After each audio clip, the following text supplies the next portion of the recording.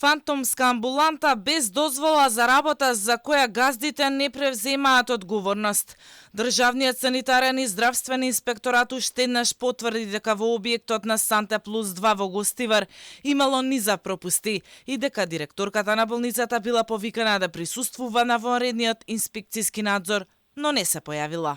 Беше во прилог доставен до нас договор помеѓу Бехтел Јенка и Санте Плюс 2.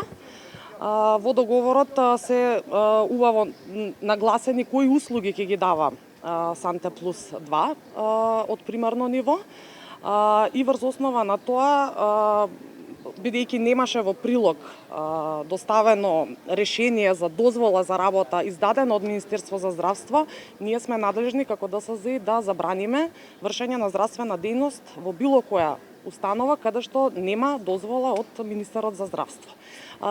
Одговорното лице на Санте Плюс беше контактирано и повикано да дојде да присуствува на вонредниот надзор за да даде своја изјава, меѓутоа не се појави. Спротивно на извештајот на инспекторатот и на изјавата на директорката, раководството на болницата останува на ставот дека таква амбуланта воопшто нема и дека не можело да биде затворено нешто што не било отворено.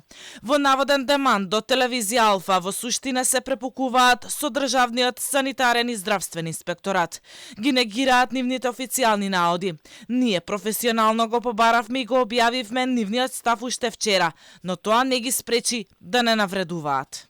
Ваквото реноме не може и не смее да биде разнишано од некаков квази новинар, кој наместо да ги објави добиените информации, истите ги превртува и извртува во своја полза. Останува нејасно како Санте Плюс 2 и натаму негира дека амбулантата не постоела кога во извештајот од ДЗС.